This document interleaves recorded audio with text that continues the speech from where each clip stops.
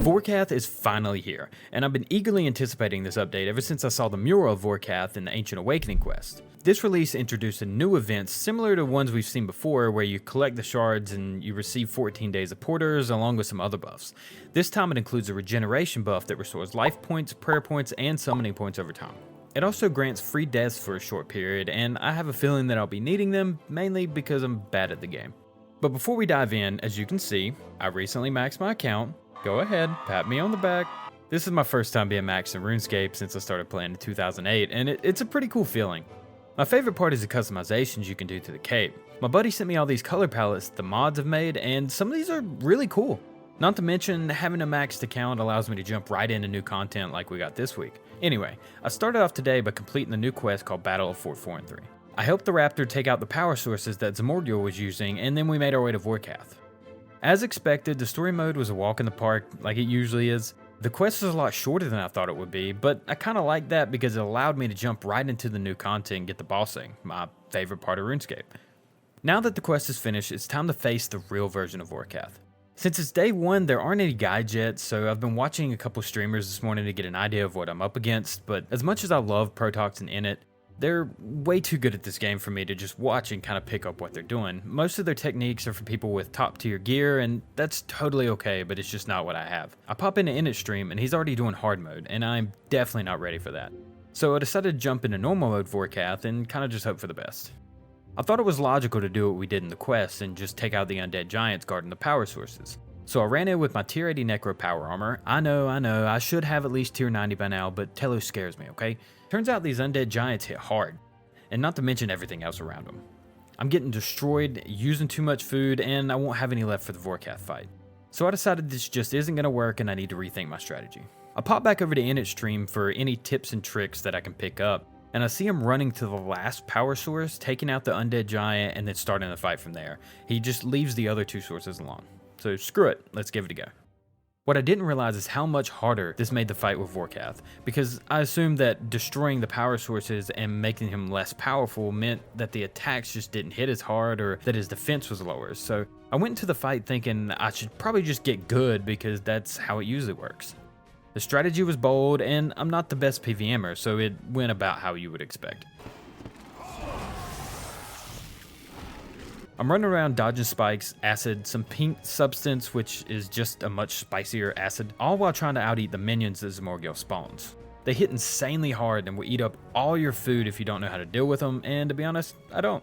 After a few deaths, I managed to just squeak out a kill by the thinnest of margins. No food left, 1300 HP, but we did it, we got a kill. I still wanted to improve my strategy though, so I decided to try killing the summons that Zamorgil spawns because they're doing significantly more damage than Vorkath by himself. This still didn't work out well. I managed to get a kill again using this strategy, but it's just so inconsistent and there's no way you can grind out kills at the boss like this. I have to figure out a good way to take down the power sources. At this point in the story, I want to say thank you to Wraith. Specifically, Wraith II.